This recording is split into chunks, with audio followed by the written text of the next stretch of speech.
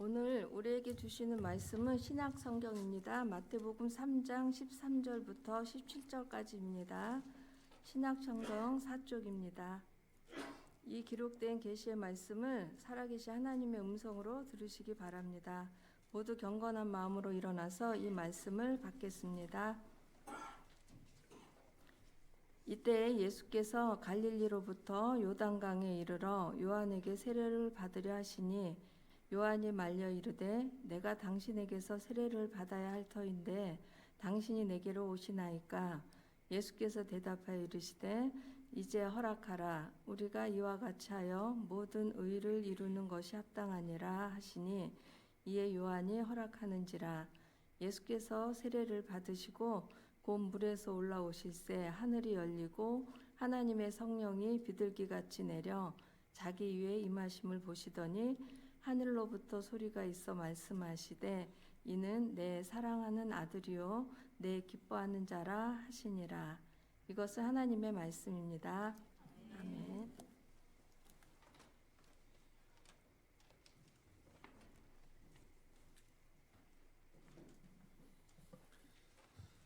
오늘은 삼위일체 주일입니다. 삼위일체 주일은 10세기 전후부터 지켜왔습니다. 교회歴이 12월 대강절부터 시작이 되니까 성령 강림절까지 딱 절반입니다. 그리고 바로 그 다음 주일인 삼위일체 주일이 이 남은 반년의 시작입니다. 남은 반년을 성부, 성자, 성령, 삼위일체 하나님의 이름 아래에서 신앙생활을 잘하자, 그런 뜻입니다. 성경에는 삼위일체라는 말이 없습니다. 삼위일체는 교리에서 나온 말입니다. 언제나 그렇듯이 교리는 이단 때문에 생깁니다. 초기 기독교의 그노시스, 영지주의 이단이죠. 아리우스 같은 이단들의 잘못된 가르침들이 성행했습니다. 이를 바로잡기 위해서는 정통교리가 필요하죠. 삼위일체로는 325년 니케아 회의에서 아리우스 이단을 처리하면서 생겼습니다. 아리우스는 예수가 영원 전부터 존재한 분이 아닌 그저 피조물에 불과하다고 주장했습니다. 하지만 니케아 신조는 예수의 신성을 인정했습니다. 그 뒤에 451년 칼케톤 공회에서 삼위일체 교리가 확립되었습니다. 이 칼케톤 회의는 예수에게서 신성만 있는 단성론을 배격했습니다. 예수는 참 하나님이시자 동시에 참 사람이라고 고백했습니다. 그 직전에 431년에 에베소 공회가 있었는데요. 네스토리우스 이단이 나타났어요. 사람으로서의 예수와 신으로서의 예수를 구분했기 때문입니다. 그래서 이제 기독교의 공회들은 이런 이단들의 주장을 하나하나씩 반박하면서 이제 정통교리들이 만들어지게 된 것이죠. 이렇게 교회는 예수님에 대한 잘못된 해석들을 막다가 점점 성부 하나님, 성자 예수님, 성령님에 대한 정체를 밝혀나가게 되었습니다. 신명기 6장 4절, 이게 쉐마 말씀인데요. 여기 하나님이 어떤 분인지 잘 나와 있습니다. 너 이스라엘아 들으라. 우리 하나님은 야훼이시다. 야훼 한 분이시다. 하나님은 잡다한 다른 신들과 달리 유일하신 참 신이십니다. 하나님이 천지를 창조하셨고 전지전능하십니다. 하나님은 잡다한 신들이 난무한 가운데 참 신으로서 유일한 분이다. 그런 말씀이죠. 그래서 하나님을 대문자로 God이라고 쓰고 잡신들, 귀신들은 소문자로 쓰게 되는 것이죠. 그런데 예수님이 등장하시어서 처음에는 정체를 밝히지 않으셨어요. 수많은 병자들을 고치고 이적을 나타내시고 귀신을 제압하셨습니다. 점점 예수님이 하나님의 아들이신 게 드러나게 되었죠. 십자가에서 돌아가셨지만 사흘 만에 부활하시고 승천하셨습니다. 또 약속하신 성령을 보내주시고 하나님 보좌 우편에 앉아 계십니다. 장차 천사들을 이끌고 심판주로서 재림하실 것입니다. 예수님이 십자가에서 우리를 위해 죽으시고 우리 죄가 씻겨지고 이 예수님을 믿으면 구원을 받습니다. 이 복음을 전하면서 예수님이 단순히 사람이 아니시고 신적인 존재임을 깨닫게 되었습니다. 말씀을 꿰맞춰 보니까 인간인 줄로만 알았던 예수님이 바로 하나님이셨던 거죠. 하나님이 인간의 몸을 입으시고 낮고 천한 땅에 오셔서 죄인인 우리를 구하시려고 십자가에서 제물이 되어 주셨다는 거, 이거를 알게 되었어요. 하나님의 사랑이 얼마나 위대하고 장엄한지 알아 감격하게 되었습니다. 예수님을 구주로 고백했습니다. 그리고 예수님을 하나님으로 고백하게 되었습니다. 역사의 위대한 인물, 영웅이 신이 되는 일이 종종 있습니다. 우리나라 이수신 장군이나 세종대왕 같은 분들은 위인이고 영웅이지 신은 아니잖아요. 그런데 좀 더 감정적인 유럽에서는 사람을 신으로 만드는 일들이 있습니다. 그리스의 신화는 대부분 영웅들을 신으로 둔갑시킨 이야기들이죠. 2020년 축구 왕제 마라도나가 세상을 떠났습니다. 그런데 느닷없이 이탈리아 나폴리에서 그 축구 홈 구장이 있는데 그 이름을 마라도나 스타디움이라고 바꾼 거예요. 왜냐하면 1987년과 1990년도에 이 마라도나가 나폴리 축구팀 선수로 뛰면서 정규 시즌 우승을 2번이나 차지했었거든요. 나폴리의 팬들은 마라도나를 신처럼 숭배할 정도입니다. 아직도 시내 곳곳에 가면 마라도나의 대형 그림과 배너가 걸려져 있어요. 또 식당 같은 데 가도 마라도나의 초상을 크게 걸어놓고 마라도나 그렇게 신처럼 좋아하고 숭배하고 있어요. 나폴리라는 도시는 축구에 대한 열정이 대단합니다. 그런데 올해 우리나라 김민재 선수가 바로 그 나폴리 팀에 들어가서 33년 만에 리그 우승을 이끌었어요. 나폴리 팀은 세리아 A라는 리그에서 10위권 정도에 머물러 있었던 팀이었습니다. 김민재는 수비 선수였지만 언제나 경기를 지배하는 활약을 펼쳤습니다. 나폴리 시민들은 김민재 선수 때문에 우리가 우승하게 됐다며 열광했어요. 김민재 선수는 지금 거의 신적인 대접을 받고 있다고 해요. 인간이 이렇게 신이 되는 이야기들이 석가를 들 수 있어요. 불교의 석가는 출가 후에 수행을 거쳐서 6년 만에 우주 만법의 참모습과 존재에 대해서 깨달았다 그래요. 그가 깨달은 것은 아무것도 없다는 무와 무기의 진리입니다. 무아는 내가 아무것도 없다, 내가 아무것도 아니다라는 것을 알았다는 거예요. 그다음에 무기, 이거는 초월과 영혼에 대해서는 모른다 그러는 거예요. 그러니까 알 수 없는 것에다 힘쓰지 말고 중도의 도, 이 중도, 중용이라는 단어가 멋있는 단어인데 진짜의 그 의미는 모르는 거니까 그렇게 알라고 애쓰지 말고 그저 모든 일을 중간에 머물면서 적당히 해라, 그런 의미예요. 정통 불교는 석가를 신으로 보지 않아요. 그저 깨달음을 추구하다가 80세에 죽은 인간입니다. 이슬람교의 창시자 무함마드는 예언자예요. 신이 아니고. 자기들도 예언자라고 불러요. 예수 그리스도가 이룬 기독교가 순수성을 잃었기 때문에 신이 이것을 바로잡게 하려고 최후의 예언자로 무함마드를 보낸 것이다, 그렇게 말하고 있어요. 예수님은 석가나 무함마드와는 다릅니다. 예수님은 세상의 영웅들과는 차원이 다릅니다. 예수님이 기적을 베풀고 신비로운 일들을 했다고 해서 그를 신처럼 여기는 것도 아닙니다. 예수님을 겪어보니까 예수님은 정말 신이셨습니다. 제자들이 예수님을 겪은 대로 기록했어요. 그것이 바로 복음서지요. 복음서에 예수님의 말씀과 하신 일들이 다 적혀 있습니다. 특히 세상의 종말과 죽음 넘어 영생하는 나라의 이야기가 나와요. 불교에서도 석가가 그 너머의 일은 모른다 그랬어요.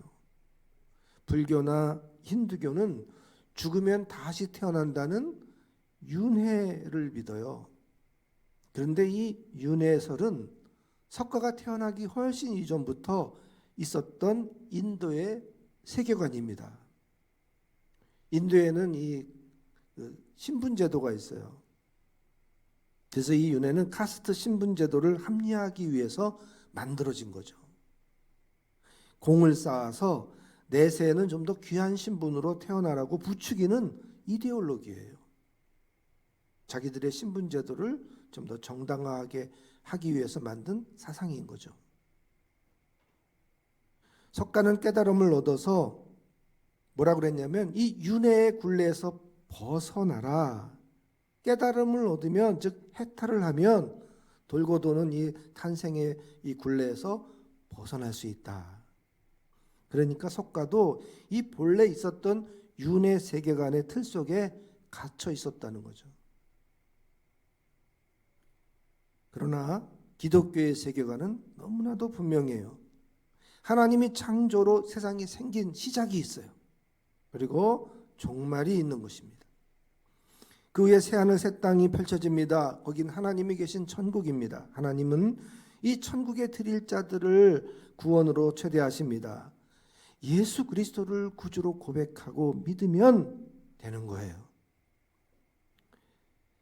이 놀라운 구원의 기쁜 소식의 중심에 바로 하나님이 어떤 분이신지 알아야 하는 것입니다. 하나님은 삼위일체이십니다. 평생 신앙생활을 하면서도 이 삼위일체론에 대해서 제대로 이해하지 못하는 분들이 많아요. 삼위일체론에 대해서 우리가 이해를 잘 못하는 것은 그 이론이 참 어렵기 때문에 그래요. 철학자들의 말장난 같이 들려요. 그래서 삼위일체론이 자칫 사유의 이론이 되기가 십상입니다. 근데 이 삼위일체론을 아주 정확하게 진술한 기본 문장이 딱 있어요. 영어로 말하면 one God, three persons. 한 하나님, 세 분, 이런 뜻이에요. one God, 한 하나님, three persons, 세 인격, 세 분. 하나님은 세 분이 계십니다. 성부 하나님이 계시고 성자 예수님이 계시고 성령님이 계십니다. 마태복음 28장 19절에 그러므로 너희 가서 모든 민족을 제자로 삼아 아버지와 아들과 성령의 이름으로 세례를 베풀라 그랬어요. 그래서 우리는 세 분의 이름으로 세례를 베풀고 있습니다. 또 임직식을 할 때도 성부, 성자, 성령의 이름으로 선포하노라. 결혼식 할 때도 성부, 성자, 성령의 이름으로 두 사람이 부부가 된 것을 선언하노라. 하나님이 짝지어 주신 것을 사람이 나누지 못할지니라. 이렇게 삼위 하나님의 이름을 우리가 쓰고 있죠. 또 예배 끝에도 세 분 하나님의 이름으로 축도합니다. 이건 고린도후서 13장 13절 말씀에 바울이 편지를 맺으면서 쓴 그대로예요. 주 예수 그리스도의 은혜와 하나님의 사랑과 성령의 교통하심이 너희 무리와 함께 있을지어다. 그래서 이 순서대로 예수님의 십자가의 은혜, 그리고 하나님의 크신 사랑, 그리고 성령의 교통하심과 그 역사를 축복하는 거죠. 오늘 본문 말씀에도 16절 17절에 이렇게 되어 있어요. 예수께서 세례를 받으시고 곧 물에서 올라오실새 하늘이 열리고 하나님의 성령이 비둘기같이 내려 자기 위에 임하심을 보시더니 하늘로부터 소리가 있어 말씀하시되 이는 내 사랑하는 아들이요 내 기뻐하는 자라 하시니라. 이 장면을 보면 한 공간에 지금 세 분 하나님이 다 등장하고 있어요. 세례받은 성자 예수님이 여기 계시고 그 다음에 성령이 비둘기같이 지금 예수님 머리 위에 임재하고 계시고 하늘에서는 성부 하나님의 음성이 들리고 있습니다. 성부 하나님과 성자 예수님과 성령님이 각각 다른 분으로 등장하신 거죠. 자, 성부가 성자고 성자가 성령이고 성령이 성부다. 이렇게 해버리면 이런 게 양태로운 이단이 되는 거예요. 그러니까 하나님을 한 분이라고 딱 해놓고 이거를 세 모양으로 설명하려니까 양태론이 되는. 예를 들면 제가 여기 설교하는 저는 목사님이잖아요. 황금성이라고 하는 이 존재가 목사님이에요. 집에 가면 또 뭐 남편도 되고 아버지도 되죠. 제가 학생들을 학교에서 가르치면 선생님이 되는 거고, 또 나가서 돈을 벌면 사장님도 되는 거고. 그래서 황금성이라는 존재는 하나인데 일하는 모습에 따라서 또 위치와 장소와 역할에 따라서 각각 다른 모양을 갖고 있다. 예를 들어 태양은 하나인데, 태양은 성부 하나님인데 빛을 발하니까 이 빛은 예수고, 열을 뿜으니까 이 열은 성령이다. 뭐 이런 식으로. 물이 있는데 물이 성부 하나님이라면 이게 꽝꽝 얼면 형체를 가진 얼음이 되니까 예수 그리스도고, 끓여서 수증기가 돼서 공기 중에 눈에 보이지 않지만은 뭐 습도의 역할을 하는 성령입니다. 저도 옛날에 그렇게 학생들을 가르친 적이 있어요. 근데 이게 양태론 이단이더라고요. 자꾸 하나를 자꾸 세 가지로 이렇게 설명하는 그런 것들은 전부 양태론 이단이 됩니다. 즉 한 하나님이라는 말에 사로잡혀서 자꾸 하나에다가 다른 모습을 설명하려고 들면 안 되는 거죠. 근데 워낙 이 교회사 속에서 이런 것들을 이단으로 정죄해놨기 때문에 이런 것들을 설명을 피해가면서 다른 진술을 자꾸 이렇게 늘어놓다 보니까 그 말들이 다 꼬이고 또 논리에 모순이 생기고 이해를 시키지 못하는 그런 진술들이 되고 만 거예요. 요한복음 14장 16절 17절에 내가 아버지께 구하겠으니 그가 또 다른 보혜사를 너에게 주사 영원토록 너희와 함께 있게 하리니 그는 진리의 영이라 그랬어요.